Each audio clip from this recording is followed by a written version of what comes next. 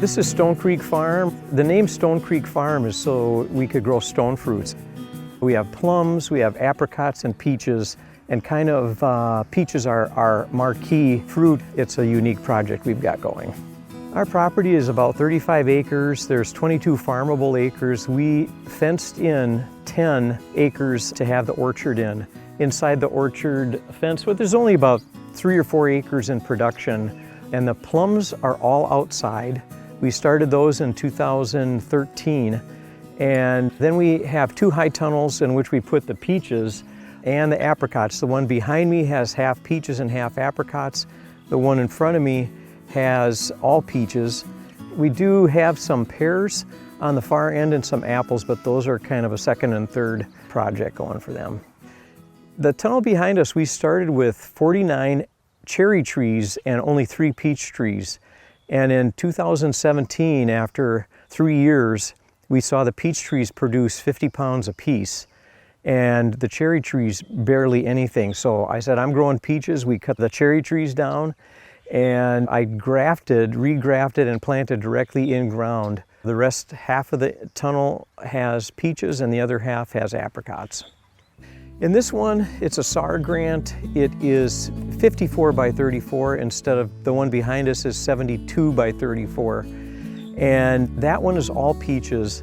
And the reason I have that one going is to review different cultivars to see what works and what doesn't, because not everything will work in here, as we discovered with the apricots. Some produce heavily and some don't produce at all, at least enough to sell. A cultivar is a different variety. For instance, in peach cultivars would be Blushing Star, Haro Diamond, Crest Haven, and so on. So it's just a different way of talking about the variety of peach or apricot. This tunnel we received here was from the EQIP program. We've also obtained a grant from the NRCS to put up a 3rd tunnel on the property. And that 3rd tunnel will also have peach trees in it and maybe some apricot trees. NRCS has been working with Dan for the last probably 8 to 10 years with his operation, just helping him with his soil health, his production, and prolonging his growing season.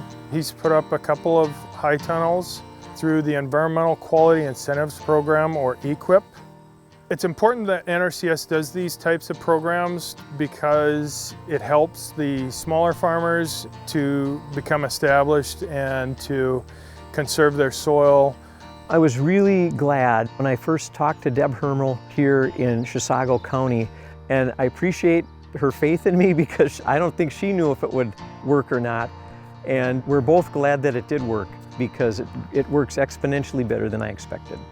So far, working with NRCS has been wonderful. The people on all points have encouraged me to keep going. I've kept progress reports filed with them, and they've come out to visit, and couldn't have worked with a better bunch of people to give a guy with a weird idea a chance to show that it worked. When most people had told me that this would not work, and they said it's been tried before, we know it wouldn't work. I went ahead anyway, and we really worked far better than anybody else could imagine. And I can tell you, these aren't just half-baked, mealy, you're glad to get anything kind of peaches out of the ground here in this part of the country, but they are grade A fancy, the best tasting peaches most of you have ever had. That is the kind of fruit that we can get here, and it's just amazing, exponentially better than I imagined it would be. So the kind of varieties of peaches I'm looking for, I kind of have a general criteria. First of all, it has to be somewhat winter hardy, and that is either zone 4 or 5. The second thing is that I wanted the peach to bear heavily and precocious, which means sooner than normal, because if it's genetically given to bear heavily, I can always thin. And if we have a meager crop one year, we still have a good crop. In a small space like that, the 7 by 5 foot space each tree has to produce profitably for the farmer. The third criteria I looked for is the peach had to be mentioned in some kind of website or a taste test at some orchard where they said it was a popular or their most popular or the best tasting or it won the taste test one year, just so we're giving Minnesotans and Wisconsinites the best tasting fruit possible. One of the varieties, our best tasting last year was Contender, and that was a really great peach. Multiple people said it was the best tasting peach they had ever had. The second one that we have in there is Haro Diamond. And the nice thing about that is seems to be more stable in the system and a really magnificent peach in itself. Those are both yellow-fleshed peaches. We have one white-fleshed peach, which is called Blushing Star. That's the one that produced 120 pounds last year in its 5 by 7 foot space. On this side, we have mostly peach trees. And I think right now I have 8 or 9 varieties of peaches, and all have fruited on some level or another. Some of the trees are younger and some are older. I was thinking I had to find peach cultivars that were going to bear in 121 days from flowering or less. But the good news is that we can speed up the ripening date by keeping the tunnel hot. Take this Haro Diamond peach, for instance. Last year it flowered in early May. I think the 5th or 6th of May it was at full bloom. And by the first week of August, we were selling them, and that is only 69 days from flower to fruit. Right now, Haro Diamond seems to be the most stable peach in this environment. It's an early bearing peach. What I'd like to do is find similar peaches that are stable that bear throughout the season. So it's possible that we could get peaches the same time the apricots are fruiting, which would be at the end of July. If that's the case, we can find cultivars for every week and window of time for sales. So let's say one tunnel was all Haro Diamonds, one tunnel was all Contenders, one tunnel was all Blushing Star. We would manipulate the temperature in there and potentially have a harvest go from the end of July all the way to the end of September. So you ask yourself, why grow peaches in this harsh climate? A lot of people love peaches. They're the ice cream cone of fruits. And they're delicious, great summertime thing to have. And they would in some ways sacrifice sustainability and get one from Argentina or California to have that good tasting peach. What we're doing is we're providing that locally, number one. We're saving what could be thousands of miles off of the carbon footprint from having to ship from California or Argentina or somewhere else. We're also providing a little boost in the economy for the local farmer. In this system, we're also helping the earth by spraying less pesticides and less fungal things, doing this organically. So whenever we can cut huge percentages of that away, we're doing the earth and ourselves a favor. The whole time I've done this, I had a couple things in mind. One, that it would provide really tasty peaches and prolifically enough to be commercially viable for a farmer. So each of the trees in there on different rootstocks produce a different poundage. I've kept track through the years. In 2020, one tree produced 70 pounds of peaches only 27 months after I grafted it. And if you have that same tree replicated by the 36 spaces I have in there, times $4 a pound is what I'm selling these organic peaches and apricots for. That would translate into about $10,600. So let's say about $11,000. And that is the cost of the system I set up here in 2013. So it could be possible to make your profits back in about 3 years or less. Last year on about, I think it was 11 or 12 trees, we had 550 pounds of peaches. And we don't know if that is even the max that the trees can produce yet. It's also cultivar specific. Now, that of course is perfect case scenario. There's been factors in there because I'm still researching and developing what rootstock to use, what cultivars to use, weather can affect it. And it's not just the winter hardy ones that could be the ones. So that's why I think by now I have about 25 or 30 different cultivars of peaches on the property here in tunnels, or will be in tunnels. The whole process is to make it so the farmer makes money doing this.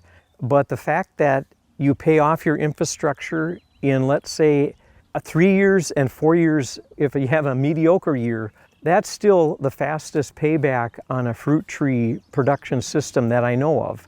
Peaches produce more, about twice as much, a little more than twice as much as apricots, but who else is getting apricots up here in this part of the world? And they are fantastic. They're the best tasting apricots I've ever had. I can't tell you how many people say that. People who hate apricots come in the tunnel and taste the apricots and say, never had anything this good. So how can you argue with that? I handed them one and said, here, try it. If you don't like them, tell me what you think. And their eyes light up. We sell the peaches, apricots, and plums from the rest of our orchard here on the property because I don't like to go to a farmer's market and spend the weekend when I have to be here working. So basically through social media, I make appointments with people to come at a certain time, and a crowd of people show up and I'll sell fruit. One reason why I'm charging $4 a pound, it's cheaper at Walmart, but we're locally grown here, we're organic, we're trying to develop a new industry in the upper Midwest. I would have sold more last year if I had more. I've never had trouble. People on a waiting list, people telling me, call me when you're ready. I had friends from Arizona say, send me a case. And I said, well, that wouldn't be local then, would it? Although it was nice that they're thinking of me. Yeah, I mean, I was kind of surprised. And that is with very minimal word of mouth. I have a list going. So repeat customers get our first on the list. I have a request for 3 field days here this year. So the word of mouth is spreading and people are interested. There are some peaches that are 3/4 of a pound each. That is really extremely big and rare. That'd be like 4.5 inches across. It's possible that if each peach was a half a pound and we had 140 peaches, that there would be 70 pounds of peaches on that one tree. And that might be a goal to shoot for, but it still has to take into account the amount of leaves that you leave behind, how you're pruning it, is the branch fruitful or not. Most of these trees are 7 feet apart, which they wouldn't be outside. They'd probably be at least 12 feet apart. So you're getting more dollar per acre. This is about 2,500 square feet and you're making close to $11,000 on a good year. The only reason I'm doing this when they're so far apart is I have to cover them with plastic in the winter. If I could figure out a system which I could do a whole acre with the covering and have them high density, then we'd have some numbers for you. The tree right over here is the one that produced 120 pounds. That was on a particular rootstock called St. Julian A. My grafting wasn't as successful this year as I was hoping it would be. My criteria for searching for rootstock was based on, first of all, the soil type that I have, which is very clay and silt heavy. It's 40% clay and 41% silt. And so I needed something that would work in heavy soils. Number 2, it had to be somewhat winter hardy. So I was looking for rootstock that were at least zone 5 or better, so zone 5 or 4. And of course they have to be compatible with peaches. Not all stone fruit rootstocks are compatible with peaches. And I didn't know how cold it would get in there initially, so I picked some rootstock that would really get cold. And now I realize as time has gone on, I can get a zone 5 rootstock and not worry about zone 3 temperatures, which we can have here. Zonal temperatures are based on historical records on how cold it gets in any given climate. We are right on the border of zone 3 and 4, and zone 3 can get between 40, I think it is, and 30 below zero. We've had 35 below zero here on this property, so most winters 25 below is an average low temperature, and we've had some winters where it wasn't even that cold, which for the sake of the peach trees, if you had them outside and you only got to 20 below zero, the peach tree may survive. But that one winter with one night where it's 26 below wrecks your crop if you don't have a protection system to keep them alive, and that's the purpose behind this. The peaches that I planted in 2018 were grafted trees that I grafted myself. That means they're just a little tree this big, a rootstock with a scion on top of it. By the end of 2018, most of those were about 2 feet high. At the end of 2019, they were about 5.5 feet high. Several times of the year, you can graft trees. In 2018, I grafted the trees through dormant grafting, which is called bench grafting, and that's in the spring before anything comes out of dormancy. And so that's done in my workshop in a warm place in March. Then there's several times in the summer that you can graft. And because this is a different environment in the tunnel, I did it a little bit earlier because I can control the heat. Stone fruits, many of them are compatible. In fact, I've grafted peaches onto apricot rootstock, but you could also graft plums on and nectarines, and some cherries might work. What I did on these is top graft, and this was only about 3 weeks ago when I cut the branches at a particular angle and wrapped them up to fasten them on here. So once I see a little bit of the growth of this particular cultivar, which is Har Grand or Dolpa, then I snap the branches off below it so that these branches will do better. In about a week or so, I'm going to start taking off all the vegetation except for that new growth on here. I did a whip and tongue graft on here. Normally this time of year you'd be doing a bud graft, but knowing that the tree was imitating a dormant graft, I did that type of graft here. I wrap them in parafilm, which is a medical tape. The reason I do that this time of year is because the sunlight can go through it, and it kind of does two things. It's like little mini greenhouse effect, and number two, I can see whether it's a take or not early. So you see a little bit of green peeking its head through, and it also helps retain the moisture in here. For a graft to take, it has to have the moisture present for it to form callus tissue, and that's the tissue that forms between the rootstock or the understock and the scion. So in this case, this hard grand is on top of the understock, which is robata. Moisture has to be present, and that parafilm kind of seals it, holds the moisture in. This doesn't have to be taken off. It will grow, the parafilm will stretch, and the tape underneath there will break off. In general, our soil lacks potassium and phosphorus and sulfur, and also a few of the micronutrients. So with the soil tests, I could tweak the kind of nutrients that I put in there. But also, I amended the soil with wood chips and also horse manure. I had about a ton of horse manure that I spread underneath there and rototilled in.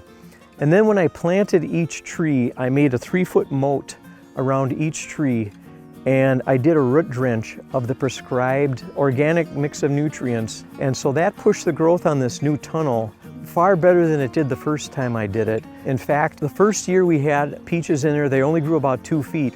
And the second tunnel that I did the root drench, the average height of those in 1 year's growth from grafting was 46 inches. Some of them grew up to 66 inches, so we know how to make them grow fast now. Another thing I do in midsummer is sometimes I will take leaf samples off the trees. So once we harvest the peaches, we want to know that the tree can make it through the fall and into dormancy, preparing itself for the next harvest. So as soon as a piece of fruit is picked, the next thing the tree does is try to prepare the flower buds for next year. So when I take leaf samples and send them off, gather about 2 cups of leaves, they can tell me what the nutrient levels are in the tree right at that moment. So they advise a foliar spray to put on the tree to bring it up to the level it should be to support the systems that produce flower buds and winter hardiness for the next season. So then comes the question of pollination. Another reason I chose peaches is because they're self-fertile. In other words, they pollinate themselves. So apricots and peaches are the same. Wind can actually pollinate and blow the pollen around enough to pollinate the trees. So this year I had no bees in there. Only one day before I put the exclusion netting up did I let the bees in when they were really heavy in the area. And then I prevented the insects from coming in. So there's been years when I only did wind and we had a great pollination rate. There's sometimes when I just go in there and hit the trees and shake them on a calm morning so the pollen kind of fills the air and settles upon themselves and the flowers pollinate themselves. Last year was our best year for peaches, and that was because the trees were reaching a stage of maturity where they could put on more branches. To grow a peach tree, you have to have scaffold branches that are sturdy to support last year's growth.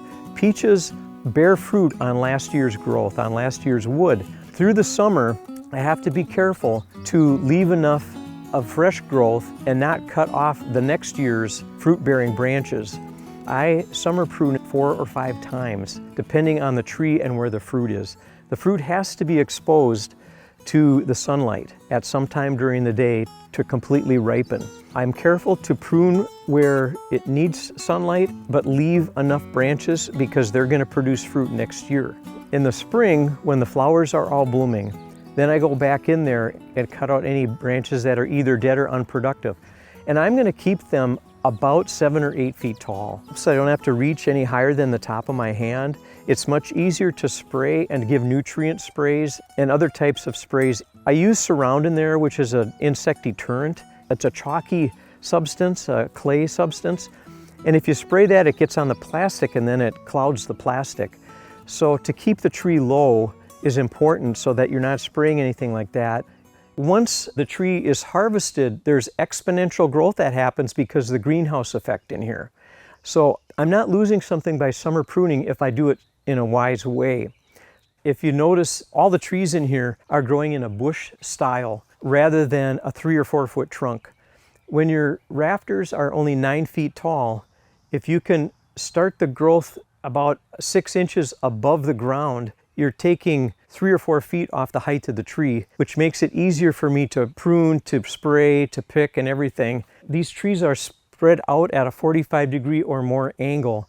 With stone fruits, spreading the tree out when it's young will induce earlier fruiting, stimulating the auxin, which is a hormone in trees, to produce fruit. And with apricots especially, that's getting fruit spurs on the tree sooner than it would if it just grew vegetatively. And the same thing with the peach trees. I'm using a basic open vase style, but with modification. And the method that I'm using is specific to each different tree. So when I come in here and these 2 trees were full of flowers, the only stuff I cut off was the branches that were pointing inward that could block sun and had no flowers on them. So immediately I know I'm going to cut those off. And then as the summer goes on, you notice that in only 2 or 3 weeks I've got 4 or 5 inches of growth. I will continue to cut the vegetative growth above the fruit off the tree as the summer goes on. And right just before the peaches are ripening is when the tree is just firing off all this vegetative growth. Like it's in August and everything is going crazy. Randomly, different branches I'm going to let grow at least 12 inches throughout the summer so I can have flower buds on them next year. So it's a balance of deciding what to cut off to let the sun penetrate in and what to let grow so flower buds will form. You can see that's a really nice thing to have all these flower buds on here. To get a peach to ripen, you need approximately, let's say 35 leaves per peach to make the photosynthates and sugars come into the peach. So I kind of do a random count, and sometimes I'll leave a branch like this branch here. Right now it's just vegetative. I mean, there's no flowers on it, but right below it, there looks like the potential for 4 or 5 peaches. I'll thin those down to a peach per every 4 to 6 inches. Sometimes when more peaches will grow, like had one last year that 6 peaches grew on one branch and it didn't seem to affect them at all. But I learned from that tree that produced 120 pounds that there's a limit to the amount of sugar that can go into that mass of fruit. So the first year, all the fruit were uniform size and they were all sweet, and there's about 80 some pounds of peaches on that tree. I let it go to 90 the next year, over 90, and then last year to 120. And I think I would back up to about between 80 and 90 pounds on that tree. Now that it is old enough to have, let me say, 3 to 4 inch scaffold branches at the bottom, that tree can produce that much sugar. But that could be just that particular blushing star cultivar. It could be different for Haro Diamond and Contender and Coral Star, and I have Big 5D in there, and I have Windblow. I'm experimenting every year with different way to train them, different way to prune them, different foliar sprays. To see what works, I keep rolling along. I have not used any kind of pesticides. I have used some organic fungicide in there, but the fact that I'm protecting the trees from the splashing rain is a huge bump up. The fact that they don't splash really reduces the fungal pressure. We do have some problem with brown rot in there, mostly on the apricots. The peaches are much less touched by the brown rot. And as soon as I see a little hit on there, I put whole milk in my backpack sprayer and go at it. The whole milk sprayed on the tree seems to slow down, if not control, the brown rot. The fact that we got a harvest off that tree was a good thing. Last year I put insect exclusion netting. It also excludes the birds which love to make nests in there. So we're trying to keep the harmful insects out. Another good sign that the exclusion netting is working is that I can see 0 plum curculio strikes on these fruitlets. And in past years, if I didn't have the netting up, they were striking already. So we might have done something right this time. The black ice plums and a lot of the fruit outside are loved by the birds. And so it's another reason why this protection system, another benefit, and that is its protection against the birds, not just eating the fruit, but coming in and pooping in here and messing things up. So you're protecting against fungus, you're protecting against insects, birds, hail, wind damage, winter stress, so many things. If you look at it this way, with trees like peaches, get affected by an insect bite, by fungus, by a rabbit chewing on it, by voles biting on the bark, by a hailstorm in the fall, by winter ice storm. Each of those things, let's just say they're each 5% injury on the tree. 10 injuries later, you're 50% down.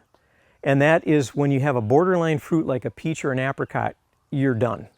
So this system protects against all of those things, plus an exponential benefit by foliar feeding and the right kind of soil feeding. You have the trees think it's the Garden of Eden in here, they're gonna give you babies. The reason this lends itself toward organic growing is, again, the protection system. Before I had that in, we did have some oriental fruit moth in here, and I didn't see the moths, but I saw the strikes on the fruit, and I saw the larvae and the eggs. That was only 1 year, but that's a threat. And plum curculio is the biggest threat. So now they have insect exclusion netting, and we're hoping that nothing gets in here. This is the first year I've had it up all year. We'll see, but I don't see any in here yet. That's one reason I don't have to spray insecticide in here. So you're protecting against all the things that are trying to kill it and adding to it all the exponential good things, and that's why you have grade A fancy peaches. The high tunnels have plastic on them all summer long, and then between the 7th and say 14th to 20th of November, I will put silage tarp on these high tunnels to protect them from the winter light. The plastic technically is black, white, string reinforced plastic. And so it's black on the bottom, it's white on the top, and the one that I cover, this has got string reinforcement in it. It's 6 mil plastic. The idea is to reflect sunlight off in the winter so that there's no odd heat spikes. If you just left it uncovered with no white plastic on it, on a day when, let's say it's 20 degrees, it could get in the 60s inside there. And we don't want the trees to come out of dormancy. We want to keep them at a moderate temperature. And the second reason for the white plastic is it kind of double seals the high tunnel so that if there's any gaps or cracks around the edges, the cold wind doesn't blow through. So it's covered on the south, east, and west side. It overlaps on the north side, but I have an access door that I can get in there and check on the temperature and see that everything is going okay. A third reason for the white plastic is because there's something that happens in the early morning hours in the winter. It usually is on a clear night. You know there's going to be let's say a 25 below zero. The temperatures at night start descending. And if at night it's 5 degrees and you know it's going to be 20 below, there's an effect inside the tunnel underneath plastic that happens. If the temperature is descending right before sunrise, it often will get colder inside the tunnel than the outside temperature, and colder inside the tunnel than it has been any time during the night. So this could be another reason why other experiments like this did not work. So I wondered if plastic would disrupt that effect, and sure enough it did. The day it was 35 below here, outside temperature negative 35 Fahrenheit, inside temperature in there was negative 13, so that's a 22 degree difference. So I looked online, searched the internet to find where the next coldest 13 below zero was on that day in January of 2019, and it was in northern Missouri, and where they can grow peaches. So just to put that in perspective, we're effectively moving a climatic zone 500 miles to the north into something that would be similar to zone 3 on that given day. I have black-white plastic underneath the peaches. It covers wall to wall, and there's multiple purposes why I have black-white plastic. Number one is it retains the moisture inside the tunnel, especially in the winter. High tunnels are known for drying out the ground. Number two, it reflects the light back up into the tree in the summer. So we're losing about 15 or 20% of the light that comes through the greenhouse plastic. When it hits the white plastic, it reflects back up. And I know that it works because when I installed it, I got tan on the bottom of my chin the 2 days I was in there working. Another reason for the plastic is to keep the weeds down, obviously. I initially didn't have the plastic in there, and believe me, the weeds loved that in there, and at one point I literally was mowing the weeds down to control the weeds. The other reason for the plastic in there is it reduces bug infestation. If we do have plum curculio in there, which is our nemesis, our enemy in stone fruit, if they lay an egg inside the fruit and it pupates and it drops to the ground as a larva, it can't drill into the ground to develop. So we're effectively killing the plum curculio's cycle. This year we lost 3 trees in there, and they were all contenders, which was our best peach last year. And I'm not sure why, but I think it was the journey into dormancy and that they didn't get enough cooling hours, which will be one of our challenges up here in the Northland, is that peach trees, every different variety needs a different amount of cooling hours, which is between 32 degrees and 45 degrees. And a descent into winter in the Northland can mean a very few of those cooling hours. If it jumps from 50 to 32, we've missed our cooling hours.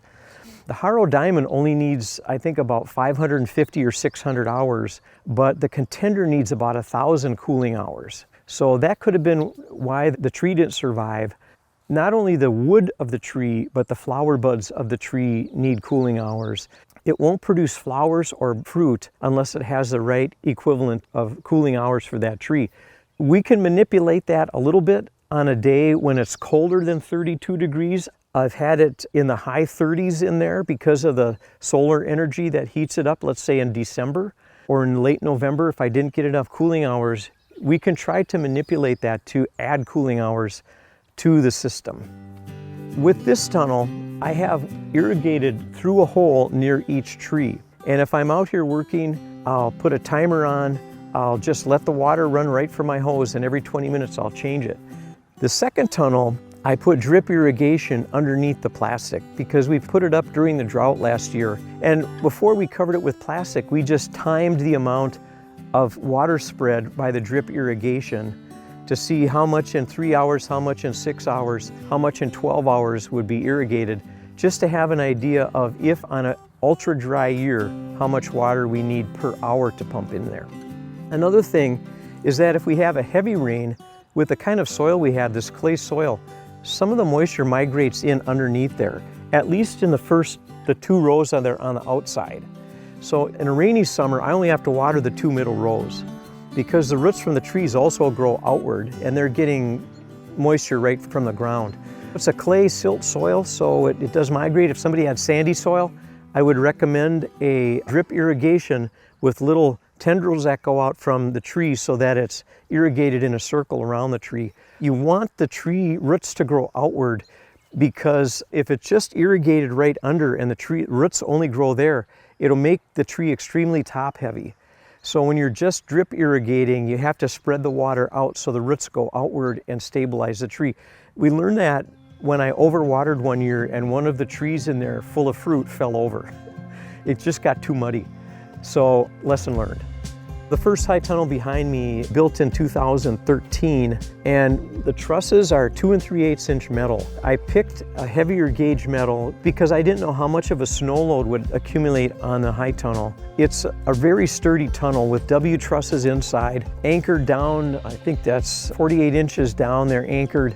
Both of these tunnels have sustained a 65-mile-an-hour wind this spring and didn't topple. Any high tunnel that can survive 65-mile-an-hour winds and not blow the plastic off is something.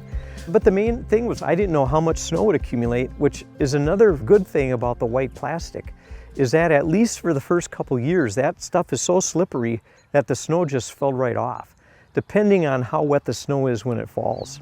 And there's been times when it fell and it was wet, and I had as much as 8 inches of snow up there. And actually, I think one time we had close to a foot, and we don't know what the margin of error is, so I can't guarantee that it would hold, but usually at some point during the winter, it slides off, and which also helps to seal up the sides. The more snow on the sides, the better it is against wind that blows. The reason I have the structures oriented north and south is because I'm thinking if they were oriented east and west, there'd be a broader face against the sun in the winter. And I would think there'd be more solar power that would accumulate in there in the winter. And this system is to prevent that from happening. So I don't want huge heat spikes. You can't reserve the heat in there by solar power. It disappears as soon as the sun goes down.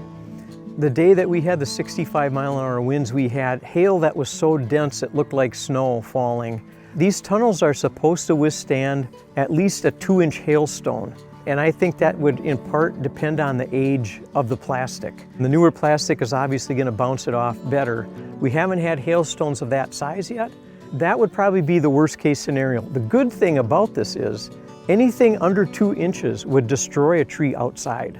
And the flowers or the leaves and everything would ruin your crop. So a nice thing about growing these in a high tunnel is it protects against anything less than 2 inches, which is pretty rare to get a 2-inch hailstorm here.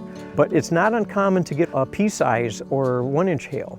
We shouldn't feel too safe about growing trees that don't grow well here because it's that one day when you have 35 below that could wreck it.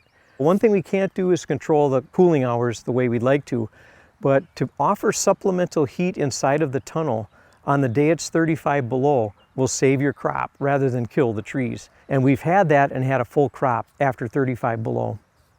I happen to choose the lowest costing potential setup for a farmer who's just beginning. So I started with supplemental heat. I started with heat tape in the winter. I have a kerosene heater in the spring to keep the flowers alive, and there may be a better solution than both of those that's more economic and uses less fuel. So to put up a high tunnel, the first thing you have to do is get a square perimeter. In order to fit all the trusses on top, the poles that you're going to drive into the ground have to be in a straight line and they have to be square so that the future everything works together. So I will drive those in both with the use of my tractor and by hand to the prescribed depth, and the side walls are 5 feet. The next thing after you get the perimeter is that screwing the trusses together. In my case, they're W trusses. So I make a jig on the ground and screw them together in the shape that they will be on top as roof members. Once I get them on, and we'll have friends that will come and help us do that, we will secure the purlins, which are the ones that go the north and south direction, and they are to keep the stability of the tunnel and the wind blowing from north and south. And so there's 5 purlins that go across the top there. Once the framework of the metal framework is done, we put wooden framework on the north and south ends that'll hold the door and some ventilation that will access in the winter and ventilation in the summer. And then after all this framing of the structure is done, we stretch the plastic over that. We secure the plastic with a channel and wiggle wire on the hips and on the base. The wiggle wire is really nice and twofold because that is also how I secure my winter plastic. I've tried many other ways throughout the years, and the wiggle wire works best beyond anything. Once we have the plastic on, at least on the top, then I can plant the trees in there. Another thing that we do is I put a perimeter of wood along the base, and that is treated wood that also unifies all the trusses and all the poles that go down the side. If somebody wanted to start a system like this, there are so many things, but probably the first thing to do is to get a soil sample to see what you need to amend the soil with. And you're going to have to do research on the type of fruit that you want to grow. It's possible that depending on the climate from, let's say, southern Iowa to mid or northern Minnesota, certain varieties may work better than others. It pays to be a student of the biology of trees. You can't just stick the trees in there and not know what's going to happen. You have to study and learn and research. I've joined several groups, including the Minnesota Fruit and Vegetable Growers, North American Fruit Explorers. I'm on the board of the Organic Fruit Growers Association. You have to get community to help you figure this out and ask questions. But starting with the basic knowledge of trees is really important. You should be aware of the climatic extremes in your area. Is it extremely humid? Is it extremely cold? Can it be very hot in the summer? You're going to have to skew your choices toward those things. It would help to have either somebody who has construction experience or have that yourself, just to know how to put things up well and secure the plastic in the winter as well. I think it's a good idea to have high tunnels like this, and for NRCS to promote these high tunnels for urban areas and just to promote the locally grown food aspect of things. So much of our food in the grocery store is shipped in from South America or Europe or Asia, and there's a large carbon footprint regarding that. So if we can get most of our food, or at least some of our food, grown here locally, it supports the community financially. Overall, I think Dan's operation is a success story. He has done many great things. He's very productive with all the high tunnels that he has been doing. All of the production has been very good. If there are other people that are interested in doing what Dan is doing here, they should contact their local USDA NRCS office and make an appointment with the local conservationist and do a site visit and go through your resource concerns and your goals as far as what you want to do on your property. I'm semi-retired. I worked in construction for many years and I've done hardwood flooring. So in the winter, I do supplement my income with hardwood flooring jobs or carpentry jobs, but this is all I do in the summer. We also have campsites here that we rent in the summer. So it's not paying the bills yet, but I see the potential. What I would probably do in the future is have high tunnels just filled with one variety, because you're going to manage that variety different. We picked our Haro Diamonds in first week of August last year. The last one we picked, the Blushing Star, was that last week of September. So had we had them in different tunnels, we could have managed the temperature and the spray schedule much different. There is no end of the need for research. I've been in touch with the University of Minnesota, and I would say they've been very helpful. People have come out. So we have new varieties that we're putting in the third tunnel, and we'll have to keep you posted on what works and what doesn't. One of my goals is actually, because I'm aging, I'm 65, and this is just the beginning of the research, to set up the potential knowledge for the next grower. A guy or gal who wants to grow peaches will have at least this much knowledge to begin with. Long-term goal would be to see viable commercial systems growing up here in the upper Midwest so that we could kind of displace the carbon footprint from California and Argentina. It doesn't mean we have peaches in the winter, but it means that we're providing for the local farmer and the local consumer and bringing peaches a lot of joy to people because of that.